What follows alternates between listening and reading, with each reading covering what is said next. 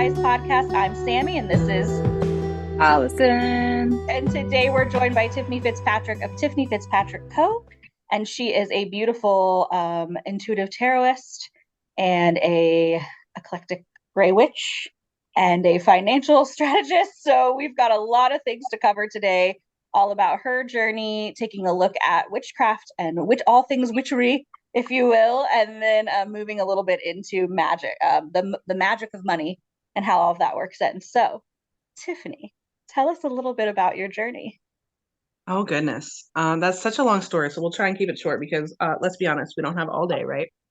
My journey, oh gosh. So I have moved into the space where I am a foundational strategist because I realized with my ADHD brain, I was drawn to so many things and had so many tools in my tool belt that I didn't want to just focus on one thing. It didn't feel aligned with my soul to just focus on one thing. So I started digging underneath those things to see what was underneath them, what was the connecting root, and that was foundational.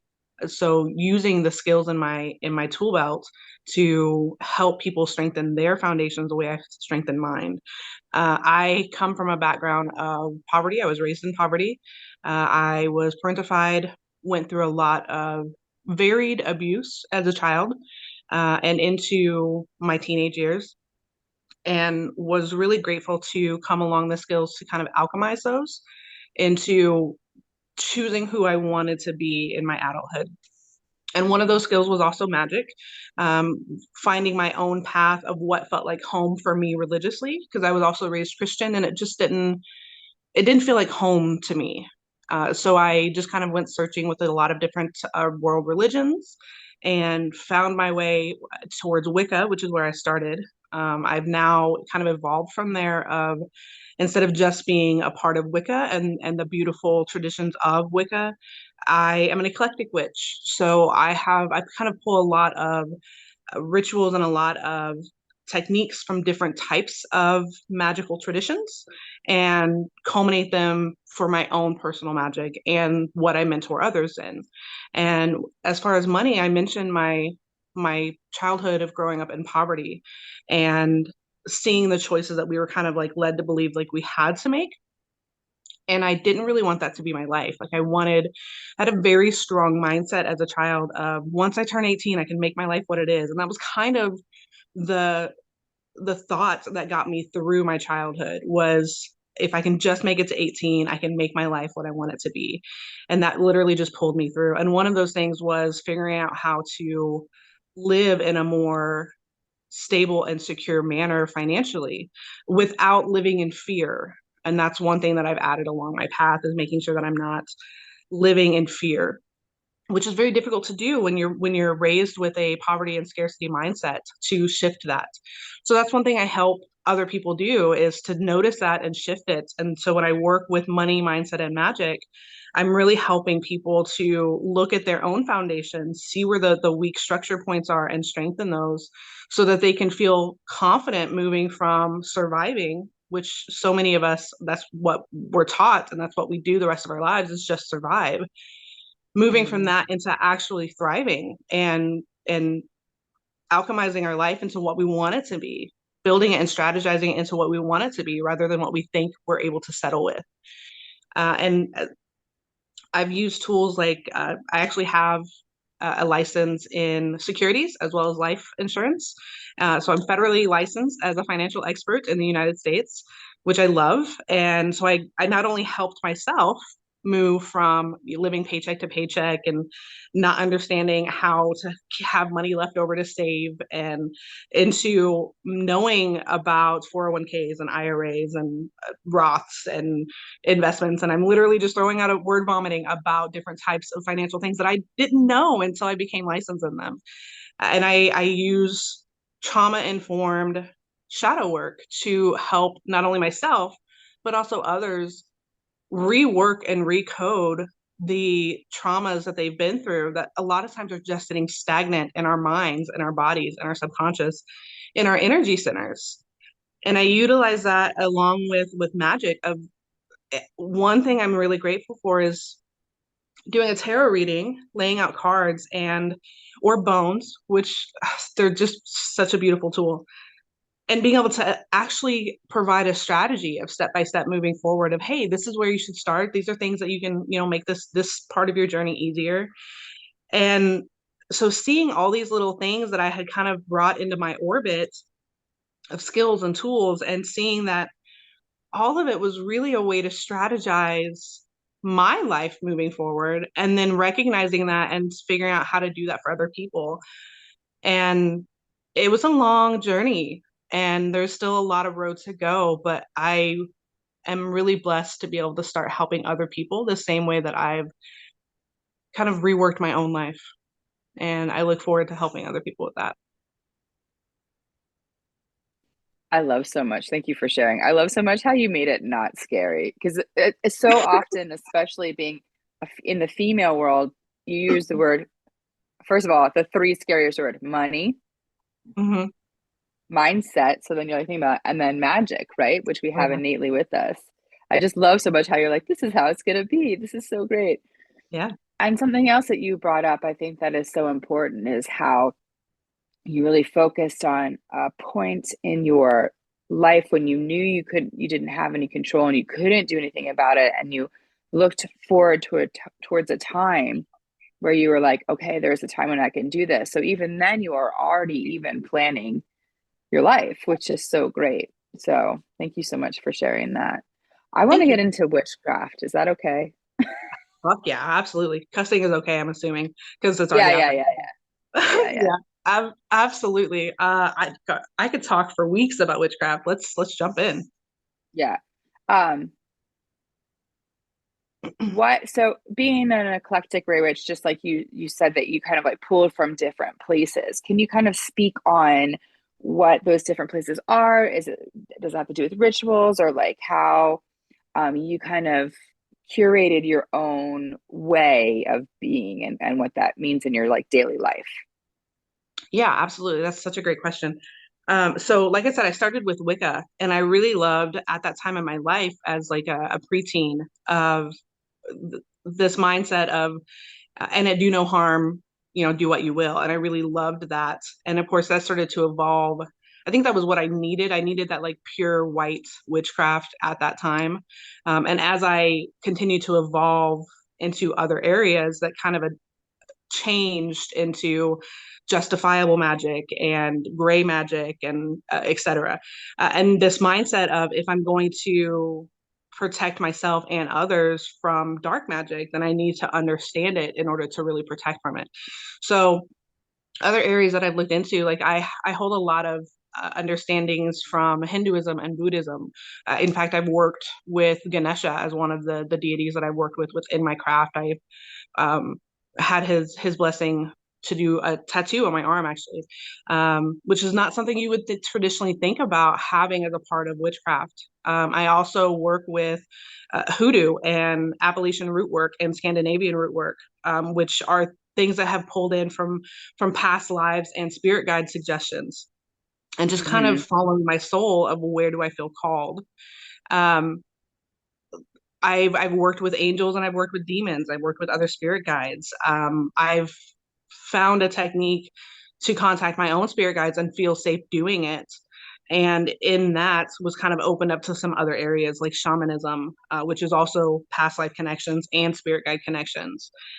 Just kind of like listening to some of their suggestions and allowing myself to be led. And what I find interesting, especially with my ADHD brain, is that I sometimes will be led to like rabbit hole on a subject for the purpose of like it may not even be for me and incorporating it into my belief system or my work, but just doing that rabbit hole because that information may be needed in a reading for someone else for their journey.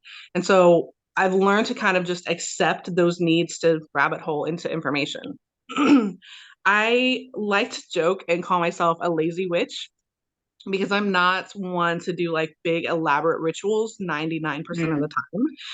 right. I'm much more about incorporating magic into your life and your business on a small but powerful scale. So like freezer spells. It's one of the most powerful things that you can do, and it's so simple. Just a matter of like putting a name or even an attribute or bad habit on a piece of paper in your freezer and letting that just like do its own work, or bay leaves, like burning bay leaves to bring about wishes. So simple but so powerful, and those are a lot of the things that, like, for me on a day to day, that's what I incorporate into my life. There are times for rituals, or times for like looking at what the phase of the moon is, what day of the week are you doing a ritual, what's the focus, is it banishment, is it manifestation, etc. And I've worked with everything from cleansing baths to candle magic to one of my favorite things that I do is I put together gree, which are basically Yes. little like charms that you can hold in your pocket or in your purse. And there's such simple blessings to give to people.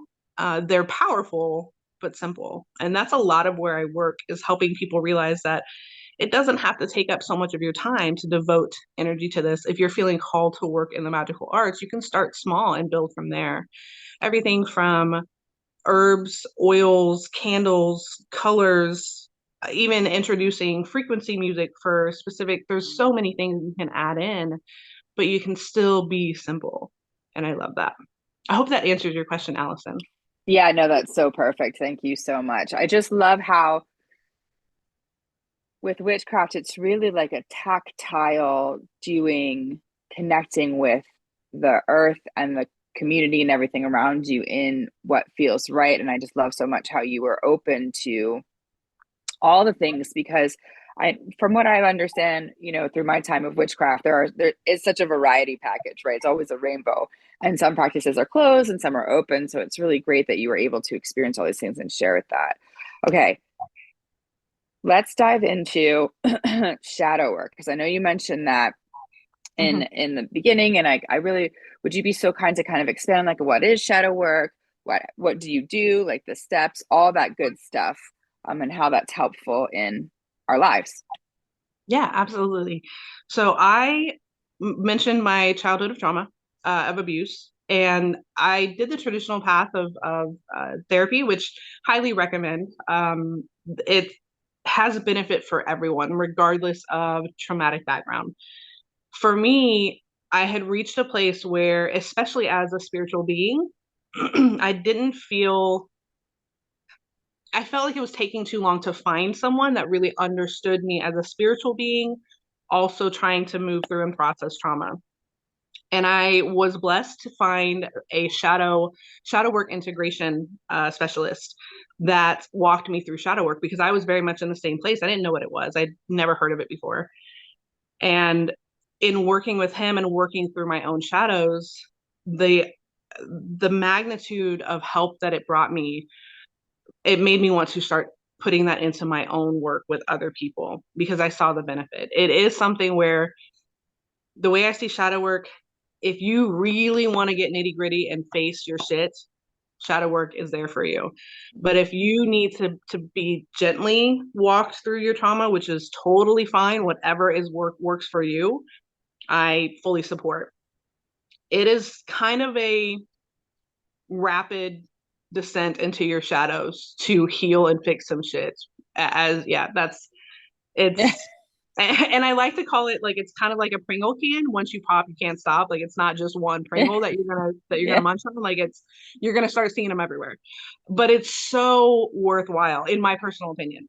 So the shadow itself, the way I see it is, the shadow is kind of like Peter Pan's shadow, but it holds every aspect, every attribute, every belief, every characteristic, every behavior of ourselves that we don't want the world around us to see, or that we don't want ourselves to see, because for some reason, at some point in our childhood or as we've grown up, that aspect has been made to feel like it would bring us shame, or it wasn't accepted, or it wouldn't be common, or so somehow Right. if you had kept that shadow, you would have felt shamed or as an outlier.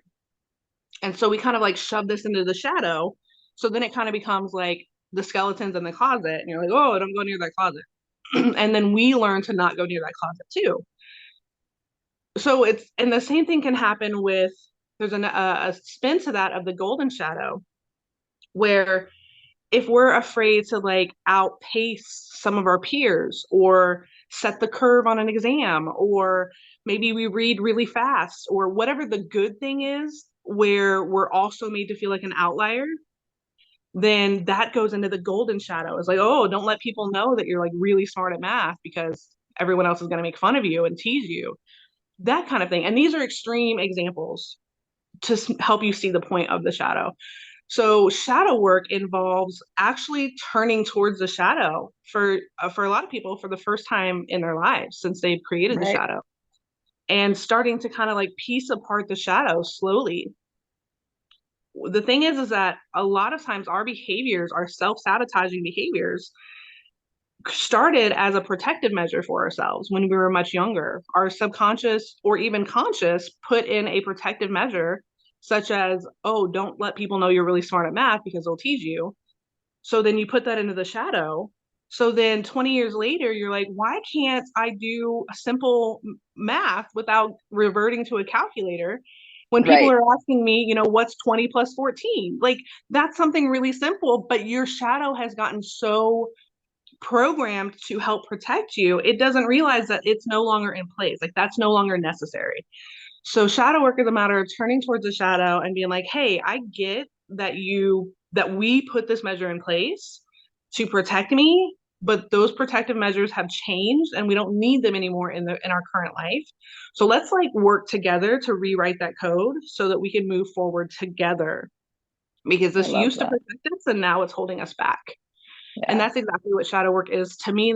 And it's something I continue to do as I continue to face shadows, because like I said, it's a lifelong journey. Yeah. And so remembering to like pace yourself and like be gentle with yourself and find a way Yeah. to ground and come back to yourself, because it's not all shadow work all the time. We have a life to live. Yeah. Yeah. I Yeah. have That's a nuts. I have a quick question. Yeah. Can you explain to people that might not know, sorry, I'm going to go backwards a little bit, what the difference between white, gray, and I'm assuming, is there any other types of colors of witch? Because I think Such a good people can question. easily Google or YouTube like eclectic or kitchen or green or whatever, but I think that like the colors is what people are going to be like, oh, interesting. What are the colors about? Yeah, absolutely. So I refer to myself as a gray witch because there are times for justifiable magic, which some would consider dark magic if you're hexing or cursing, or which is not something I do a lot. And it's always something that I check in to make sure it's justified, because that kind of work is not something you want slapping you in the face. So white magic is typically something where you only do magic to help others. And in fact, there are some that believe you can't even do magic to help yourself. You should only do magic to help others. So a lot of that kind of comes into your own Interesting. morals, your own ethics. Exactly. So as my morals and my ethics kind of adapted and saw different perspectives, because I do very much believe in protecting someone or protecting yourself, even if that means harm may come to someone else. I dealt with a lot of domestic abuse growing up, so I understand the need to like. Sometimes there is a need to hurt someone in a defensive way, and so in the same concept is with magic or energy work. So dark magic can be, and of course there's dark, there's black, and I'm not super specific on the details of those because that's not where I work heavily. But dark magic can be hexing, cursing. It can be removing or banishing. It can be removing someone's magic, so binding, if you will. It can be causing physical harm or lethal harm to someone else through magic. It can be working with spirits and demons to also carry out those same kind of goals.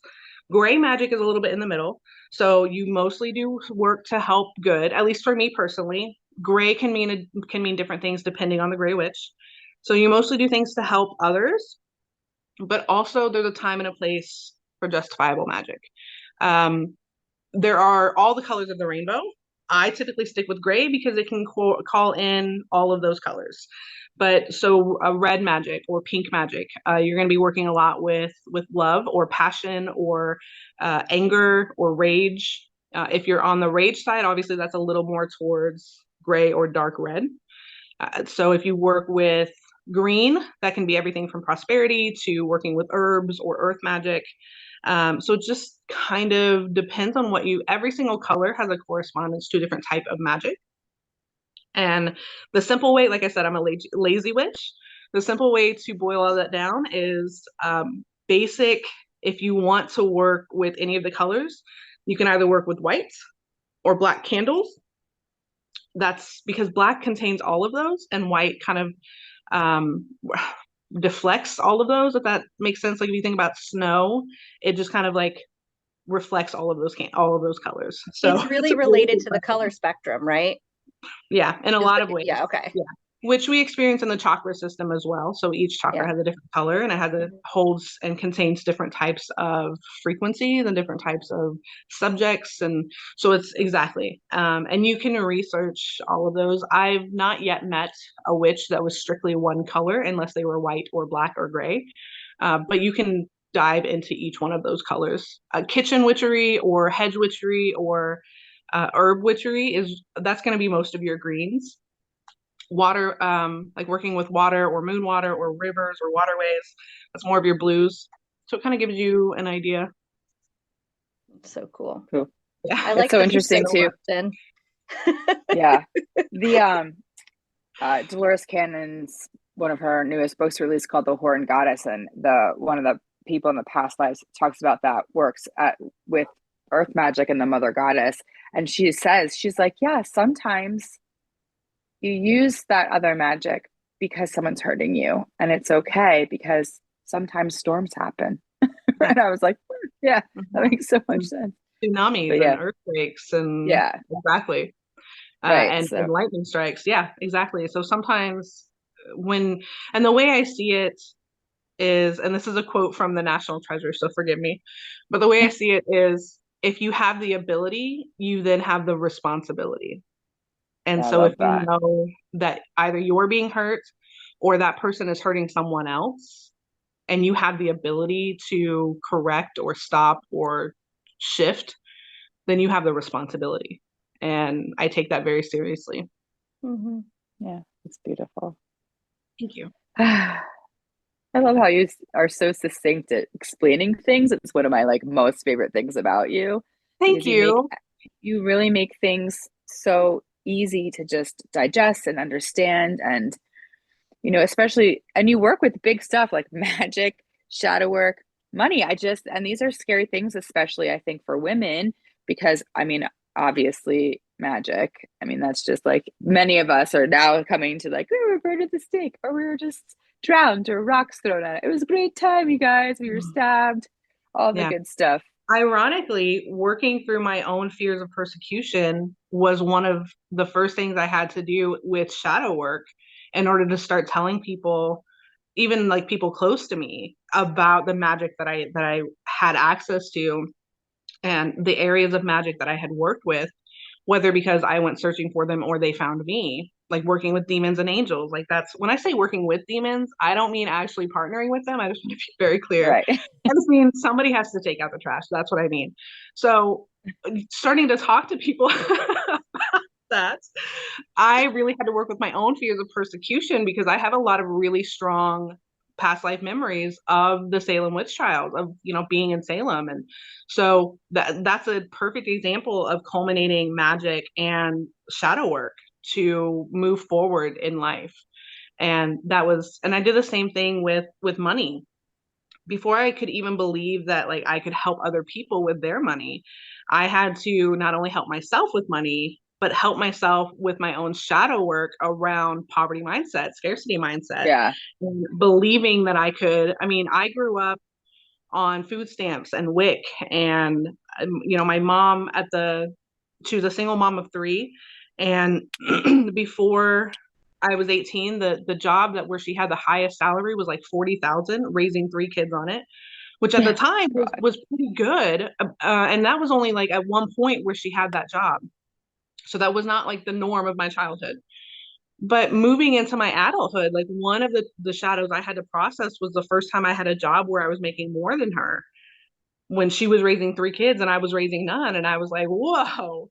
So that's just one example of like shadows that I help people kind of work through, not only as they're strategizing their money, but they're strategizing their mindset about money. Because if you give someone who is used to holding like a paycheck to paycheck mindset, if you give them a lottery, their mindset is still operating on that scarcity level, you have to rewrite that, or it doesn't matter how much money they have, their subconscious will find a way to get back to that same mind, Mm-hmm. that same category, that same program of living paycheck to paycheck, or living in that I don't have enough to make it to payday Friday, you know?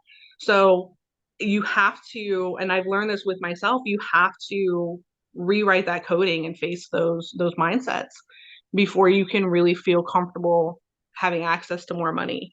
And then you have to do it again. And that's the thing about shadow work is like, I kind of think of it as playing Mario Brothers, like old school Mario Brothers, where you had to face Bowser. And Yeah, so like yeah.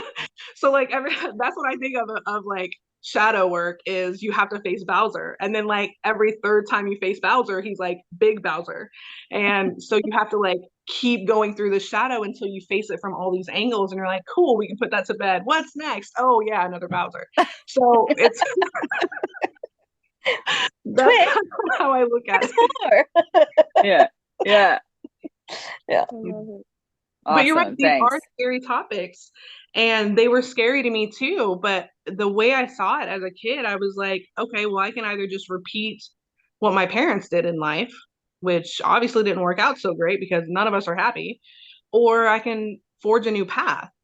And that means an adventure, but in a scary way. Like forging a new path, like you don't know if there's snakes down that path. You don't know Yeah. what the Yeah. path Right. contains. Like you've got to figure it out as you go.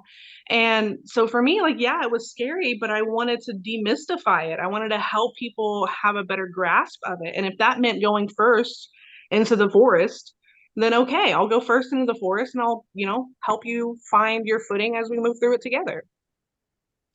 So I I love that. know that you do helpful magic for people. You're also a Reiki master. This is an interesting thing that's been coming up for me a lot is people keep saying to me, well, it's really hard for healers or helpful people to ask for money for things. And a lot of people have blocks around that. And I kept going, I don't have any blocks around that. Like that was my initial thing was like, I don't know what they're talking about. You know what I mean? Like this whole like sassy. And then I thought about it and I was like, holy, I must because I keep having this issue where it's like we do something, we put together an event or whatever, and then we end up with like chump change at the end of it kind of deal. And I'm like, well, why am I doing this? Like, why am I taking something that I've created that's beautiful that I'm putting out to the world and expecting to get back like pennies in return for it, which always seems it's like a some self-fulfilling prophecy kind of thing. It always seems to happen that way at the end of it. I get to the end and I'm like, where did all that money go from that thing, you know? And it's like, I think I do have this block around like being a healer and creating these helpful things and then profiting off of it, you know? Mhm. Yeah. Yeah. And it's hard. It is a bit of like self-sabotage probably because we Yeah. get into these discussions, you know, and it's like, oh, well, we should spend a little here. Oh, well, we should get him a little gift, and then we end up like spending all of our money on the event to be more helpful to the Right. people there when it, yeah. So, and you're right, like it doesn't sound like you have a shadow around asking for money, but it does sound like you have a shadow around profiting from something that shouldn't cost money. And you're right, like helping people spiritually, helping people to lean into their own spirituality and figure out what their path is, and helping people to help their kids come into a world that's more inclusive. And these are things that shouldn't cause profit. But unfortunately we do live in a capitalist world, in a capitalist country. And so a couple of things that really helped me, because I had to go through that same thing, like when I first started reading tarot for people, I would be like there was a part of me that was like, no, these are gifts, I shouldn't charge for these, I shouldn't take money for these, it's a sin. So I really had to work through some of this. And what helped me a lot was realizing that it's not just the gift, it's the energetic exchange. Like I expend a lot of energy tapping into the conduit, especially doing it over and over and over and over again. Yeah. Like Last week I read for like 11 hours straight. Like that's a lot. Yeah. And then I wondered why I had a migraine for 2 days after, because like it takes a toll to process that much energy. But one thing that really helped me was looking at the energetic exchange, looking at my ability to receive, because I really struggled. I'm a giver and I'm a people pleaser, and I apologize. I'm a recovering people pleaser, trying to be careful with my words. So I want to help people and then not take anything in return, because, no. But then I realized that there are people who are givers elsewhere. And if I am stopping them from giving to me, which means I'm stopping myself from receiving, essentially I'm taking their agency away to give and to get joy and love from giving. And that didn't feel right. So I had to start that path of receiving in a people pleaser way of, I want to people please them into giving and loving. So I will force myself to receive. And then I started to open up more to it of working with my ability to receive without feeling the need to give back, because I do give so much, but there has to be a balance, especially as women. Yes. That's part of our divine femininity, is the ability to receive without strings attached, without expectation to give back immediately. So that really helped me. And then just seeing that there is money in the world. Like even when we're in a recession, even when a lot of people have financial downturns, like there is money. And when I was first getting into the coaching industry, which I don't really consider myself a coach, I'm more of a strategist and helping people strategize their own lives. But there is some kind of hand in hand with that. So seeing a lot of the coaching industry around me and the monies that they were charging and receiving and how much they were making in a month or in a year, and just seeing like there is money. We may not think that there is in certain areas. And so we may be like, oh, I don't want to charge too much because they may not have it, which again is us taking agency away from other people, from them being able to verbalize for themselves, that's not something I can afford, because they deserve that right. They deserve the right to communicate for themselves. But a lot of times as people pleasers and healers, we have learned to kind of anticipate what someone else might say and immediately work around it before they even say it. So a lot of that is that shadow work of trying to rewrite that, of let them come to me with the objection. It's not, if someone can't afford it, someone can't afford it. They're going to know that. And whether it's they know it because they can't afford it, or they know it because they don't feel like they can and they don't want to work towards affording it. Regardless, I'm here to support your decision. I'm not here to change your mind. I'm here to help when you're ready to receive help, whatever that may look like. But if, Susan can't afford it, April might be able to.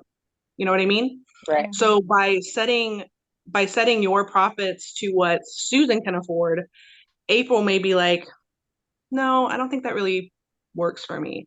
So sometimes having different tiers, or having donation options, or having options where you can do financial assistance for certain like scholarships, etc. And sometimes those that are like in April status where they can afford more, you can even invite them to pay a higher amount to add to a donation or a scholarship fund for people where like Susan maybe not be able to afford. And so it kind of helps on both of those. But yeah, working with a shadow, where can I hold profits? That's definitely something, and that's something that I continue to work with, and get a little bit better each time I face Bowser. So yeah. Yeah. Absolutely. I love that so much. And it's so intertwined, that healers for free, because even in the story of Yeshua, right? They're like, well, he didn't take any money. Yeah, no, because his entourage was fully funded by a wealthy person. Like, so they could just go and where they stayed, in the communities they stayed in nursing, they didn't have money. They all kind of knew what they were doing. So they were already there in the knowing of fulfillment and love and all of that stuff. But people are like, no, he just went around and people, no, he was fully funded by a man who ran the tin company, like the empire, like that's real life.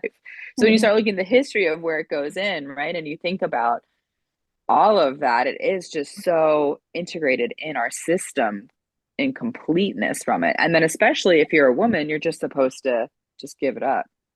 Right. Yeah, absolutely. And so changing that dynamic and that expectation of holding money, and not in a miser kind of way, not in a Scrooge kind of way. There was a coach that I worked with years ago, Ayana Nefertari, and she said something that really impacted me. She wanted to look at the why behind the selfish desire. And so the example that she gave, which I've kind of expanded from there, of she said, I want 1 million followers because that means I can help even more people. So it's like expanding your audience because you're expanding your average of numbers. So then you can access more people and help more people. And so I look at it the same thing with money of not only do I want to expand my audience, but I also want to expand my client base. And a lot of times when you look at like the law of numbers and the averaging of numbers, you're not going to have 100% average of your audience that are becoming clients. And so if you want more clients, you need more audience. And if you are charging more or charging a steady amount, whatever that may be, and you have cash flow coming in, holding on to some of that money, making sure that you're holding on to at least a percentage of that so that you can put back into your business to, again, expand your audience and help more people and have scholarships and donate and build here and build there. So it's not necessarily profiting. Like there is a need to profit because we have to live.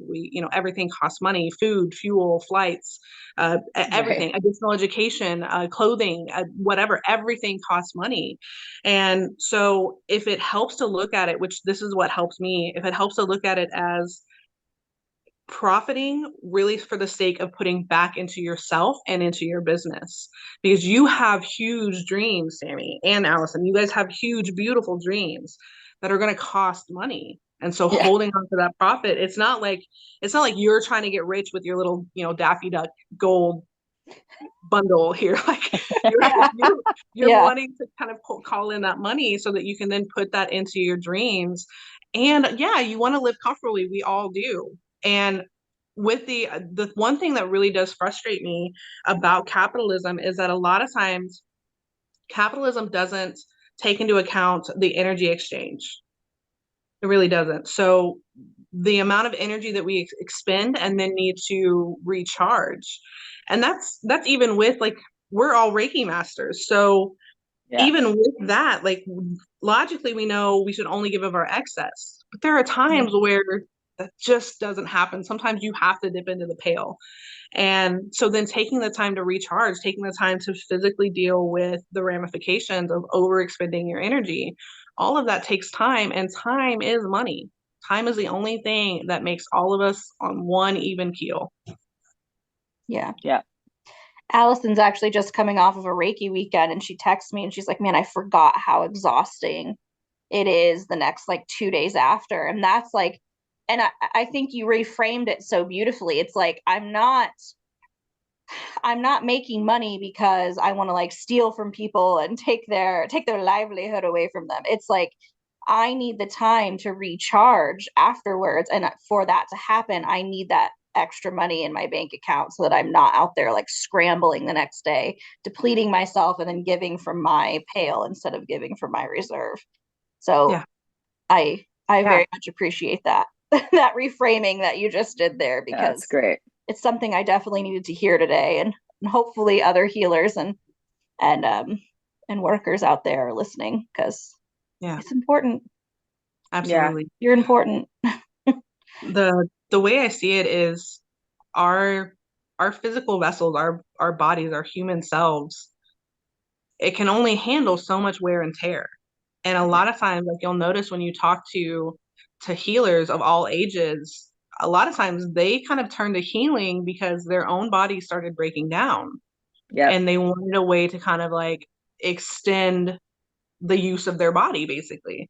And that was a lot of it. That was kind of where it started with me. Like, I had already been doing energy work to help other people, but then when my body started breaking down, I had to shift gears and be like, okay, well, we can't just give, give, give, give, give. I've got to find a way to also make sure that I can sustainably give, which means I have to take care of my own body and my own mind and my own energy. And so a lot of what I do when I guide others is I work from a place of relatability, because I have been through so many different types of adversity and situations and experiences that I have learned to overcome and rewrite. And so a lot of times when I guide others, it's because I've been through this. And that's one of them.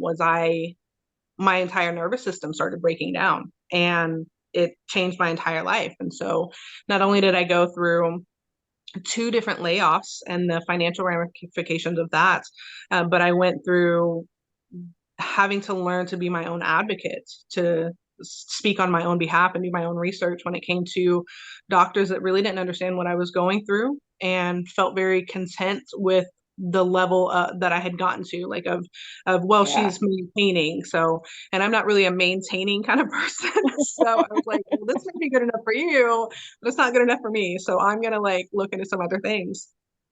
And so a lot of that's why I kind of started to lean more into shadow work and energy work and financial work. Was I was like, I know what it's like to go through poverty and layoffs and going from making 62,000 a year to making 25,000 a year in the snap of fingers, and Yep. having to adjust everything in the meantime and like keep afloat, while also like processing your entire life changing, like losing a career and trying to figure out what you're going to do with the rest of your life, because that career was no longer open to you, and neither was the degree you spent so long with. And how do you, when everything is falling apart and you're having a tower moment, like what do you do? How do you just let it all fall apart around you, Yep. and then slowly put the Jenga tower back together? Like it's, and so because I've been through that, I know I know how devastating it can be, and I know how enriching it can be, and I know how terrifying it can be to face alone. And so giving the tools, and a lot of what I do is I help sustainably provide concrete tools and steps so that people, when they are in those moments of crisis, they don't have to remember or even reach out to me. They can just be like, oh yeah, okay, there's steps. That's cool. Okay, sustainably, how can I move from terror and devastation to slowly piecing my life back together in these different areas? And Yeah. pacing yourself and having compassion for yourself. And because my goal is not to breed dependency. My goal is to create sustainable steps so that people can help themselves and then help others. Because we have 7.5 billion people in this world, and I can't help all of Right. them myself. Like, I Yeah. want to, I literally can't help all of them myself. So, which is again kind of goes back to the selfishness of wanting to have a large audience, wanting to have a lot of followers, wanting to have a lot of those likes and subscribes and shares, etc. Because growing that audience, even if it just plants a seed where they never even come to me for aid, but they start looking in their own Yeah. life of how can I exchange in these cards, this crappy Texas Hold'em hand for new cards, and start building a better hand. Yeah. Yeah. The empowerment. It's so important. Yeah, Oh just my gosh. I don't know about you guys, but I could talk to you all day long, which I do when we're not podcasting, which is so great. Before we get off, can you tell people, and we'll have this in the notes, and Sammy does all of the magic stuff that she does. Can you just, I'm an audio person, so I like to hear. Can you tell people where they can find you, if you're comfortable with where you're located, of what you're up to, like that kind of thing? Yeah, absolutely. So I have everything on a link tree, including all of my socials, all of my website will soon be on there as well. It's almost finished with its rebrand, which I'm super excited about. So it's Linktree, linktr.ee / Tiffany Fitzpatrick. And so everything is there, including what's going on. Like this podcast will be on there too. So podcasts that I'm doing or things that I'm going to, events and whatnot. And I'm accepting new clients for shadow work, one-on-one strategy sessions with shadow work for a 3-month intensive. So the questionnaire is on there if you just want to hop on there and just see what the questions are like, and you want to send that in and we can do a chat. I also have a lot of events coming up. I'm located in Greencastle, Indiana, but I read virtually. So my tarot calendar, which is also my bones calendar, is on my Linktree, or you can find me at several events coming up this year around the Indiana, Illinois, Ohio area. But yeah, I'm super excited. One thing that I'm so excited about for next month is I was actually invited to be a part of a paranormal history podcast down there in Florida for a bed and breakfast. So a couple of podcasters that are just amazing met me at another event and invited me down to be a part of their grand opening down in Tampa Bay. And I think that's on my Linktree. If not, it will be after I check after this podcast. Because now I'm trying to remember ADHD brain. But no, I'm super excited about that. Being a part of that reading for their guests. And I love part of my work of receiving is I love being invited to be a part of like podcasts like this to enrich the female community and invited to events and shops to read for them and pass on strategic sessions through tarot and bones. And yeah, this life is a blessing. Even when hardships come up, there's a lot of blessings to it. Yeah, awesome. I just love you, man. I love you too. So great. Thanks so much for coming on. I know, Sammy, did we get everything? Did I do it? Yeah. It was complete. That's what I was looking for. Whew. Tiffany's also in Caloostian Life if you want to check her out there too. She's on the website. You can schedule her that way. Oh yeah, that's true. Yeah. And then all over our Facebook page and all of that too. So she does a lot of events with us, which is really wonderful to have her expertise. Yeah, we hang out a lot. It's great. Yeah. I love it. One thing I do want to mention before we wrap up is while I absolutely support and myself, I also charge for a lot of my services. I have a variety of options to help with that. You know, everyone is in a different economic status. When it comes to financial strategy, I actually do that for free. I don't charge for helping set up financial strategies for other people. I work almost exclusively with Main Street America. So I help people that are in that middle to lower class arena to create their own plans for financial independence and just financial literacy in general, of understanding more about money that we're not taught in schools and we're not taught by the banks and the insurance companies. And so when I set up a financial strategy for people, I don't charge them. I know a lot of people do, and that can be a hindrance and that can kind of feel scary. So it's a beautiful thing. You're really well versed. You really know what you're talking about. Thank you. Like, I really appreciate that. It's worth it. It's so worth it. Just even if it's so scary not knowing the words. You know what I mean? You're just like, oh, like, because you're like, yeah, 401k, Roth IRA, and everyone's like, running away now. But you really do. You're just so good at just explaining it and making it not scary. So thank you. I appreciate that. I love so much that you do that. Yeah. It's great. We deserve to have that information. We deserve, when I say we, I mean every single person, regardless of economic background or age or education, we deserve to have, the knowledge of financial literacy, of understanding our own mindsets, of understanding our own energetics and how to protect our energetics and expand them and lean into our spiritual gifts without fear and shame and guilt. And I just want to mow over all of those roadblocks and make it easier for people. Yeah, it's great. I love it. I love what you do. Thanks for what you do, friend. Thanks for inviting me to your podcast, friends. Yeah, absolutely. It's a good time. Thanks so much, guys, for watching today. Go ahead and like, comment, and subscribe. We'd love to hear back from you. Have a great rest of your week. Bye. Bye.